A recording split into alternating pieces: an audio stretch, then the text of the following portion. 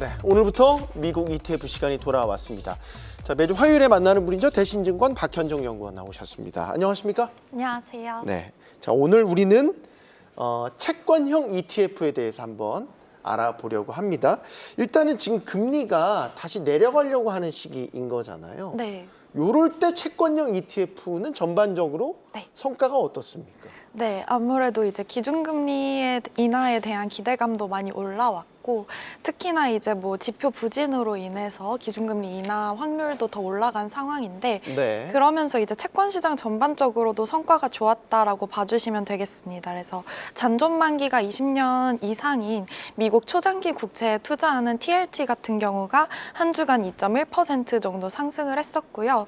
잔존 만기가 7년에서 10년 사이인 이제 중장기 국채에 투자를 하는 IF 같은 경우에는 한 주간 0.7% 정도 상승을 하면서 전반적으로 좀 강세를 나타냈다라고 봐주시면 되겠습니다. 네.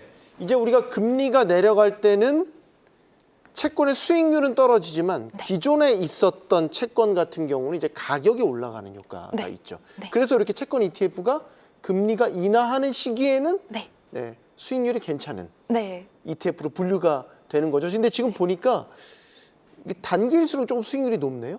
약간 중기, 장기로 갈수록 수익률이 좀 낮네요. 네. 그러니까 최근에 장기 금리는 잘 안 빠지죠. 네, 맞습니다. 왜 그런 거죠? 네, 제가 아까 차트를 하나 가지고 왔는데요. 네. 많은 분들이 이제 기준금리가 내려가면 이제 장기금리도 빠지는 거 아니냐라고 말씀을 많이 하시는데, 차트상으로 이제 좀 진한 남색 선이 잔존만기 30년물의 이제 초장기 국채에 대한 금리다라고 봐주시면 되고요. 네. 이제 좀 더 많이 빠진 회색 선이 이제 잔존만기 7에서 10년물 ETF가 투자를 하는 이제 미국채 10년물 금리다라고 봐주시면 되겠습니다. 잠깐만 정리를 좀 해보죠. 네. 30년물 추세선이 네. 위에 있는 짙은 남색 선이고요. 짙은 남색. 네. 네네네. 그래서 안 빠진 거를 확인을 하실 수가 그 있습니다. 회색. 네. 회색은 회색이 이제 10년물 금리인데 10년물. 네, 그나마 이제 30년물에 비해서 조금 더 빠졌다라고 봐주시면 되겠습니다. 그래서 그럼 저 시퍼런 게 기준금리군요. 네, 맞습니다. 네, 시퍼는 그냥 파란 거? 네네. 시퍼렇다 이거 그냥 파란 거. 맞습니다.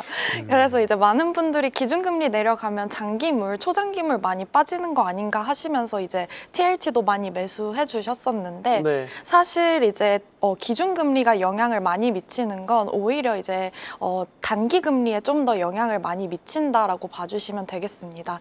장기금리 같은 경우에는 오히려 경제 성장에 대한 전망성이라던가 아니면 물가에 대한 기대감 혹은 이제 수급적인 측면이 조금 더 영향을 많이 미치는데, 코로나 이후로 이제 미국 중앙 정부가 이제 국채 발행을 많이 해왔기 때문에 이제 수급적인 측면에서 미국 초장기 금리는 과거만큼은 잘 안 빠질 수 있다라는 점을 염두에 주시는 게 좋을 것 같습니다. 네. 자, 단기, 중기, 초장기 이렇게 좀 구분해서 네. 봐야 되는데 초장기 금리 같은 경우는 생각보다 금리 인하 추세에도 네. 많이 안 빠질 가능성이 있다라는 부분 말씀해 주셨고, 자 그럼 우리가 채권형 ETF라는 것도 되게 다양하잖아요. 맞습니다. 온갖 군데 채권 회사채도 있고 뭐 지방채도 있고 어떤 종류들이 있어요? 네. 구분을 좀 해주세요. 네. 그래서 제가 조금 분류를 해서 가지고 와 봤는데요. 네. 이제 뭐 국채, 지방채, 조금 아까 말씀해 주셨던 지방채도 어쨌거나 정부와 관련된 기관이 발행한 그런 상품이기 때문에 같이 묶어놨고요.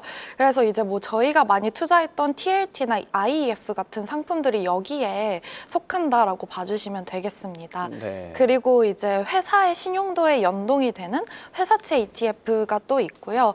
그래서 이제 회사채 같은 경우에는 이제 신용 등급이 또 나뉘게 되는데 S&P라는 신용평가사 기준으로 이제 트리플 B 마이너스 이상이면 투자 등급, 그리고 이제 더블 B 플러스 이하일 경우에는 이제 하이힐드라고 합니다.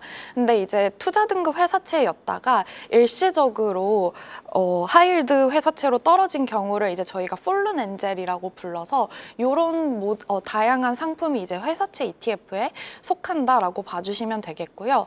물가 연동 채권 같은 경우에는 이제 물가 상승률에 따라서 채권의 원금이 조정되는 그런 채권을 담는 ETF다라고 봐주시면 되겠습니다.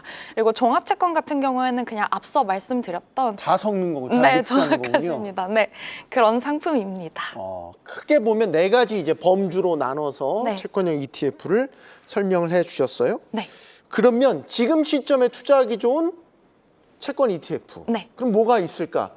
뭐 전반적으로 수익 괜찮다고는 하지만 또 돋보이는 게 있을 거 아니에요? 네. 네. 그래서 결국에는 어느 정도는 듀레이션을 확대할 필요가 있지만 앞서 말씀드렸다시피 이제 30년물 같은 초장기 금리는 잘 안 빠질 그럴 가능성이 높습니다. 그래서 제가 두 가지 상품을 가지고 왔는데요.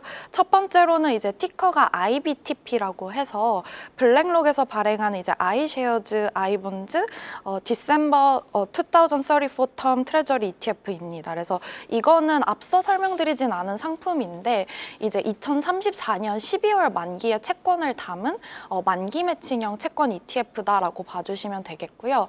그럼 이제 만기 매칭형 채권 ETF가 뭐냐면 네. 이제 기존의 채권 ETF, 뭐 IEF 같은 경우에는 듀레이션을 7년에서 10년 사이로 유지를 해야 합니다. 그래서 포트폴리오 내에 담고 있는 채권의 만기가 점점 다가오면 듀레이션이 짧아지게 되잖아요. 그래서 이 일정한 수준의 그 듀레이션을 유지하기 위해서 계속 새롭게 발행되는 채권을 담아야 하는데 이 상품 같은 경우에는 이제 보유한 채권을 만기까지 보유한다라고 봐주시면 되겠고요. 그러면 다 만기가 됐어요. 그럼 네. 청산하는 거예요? 네, 청산이 ETF 는? 됩니다. 네. 계속해서 듀레이션을 늘려나가기 위해서 새로운 채권을 편입하는 게 아니고 네, 기존에 들고 있는 지고지순하게 하나만 딱 바라보고 만기까지 딱 되면 네, 자, 우린 여기까지 네, 하고 딱 끝내는 네. 그런 상품. 네.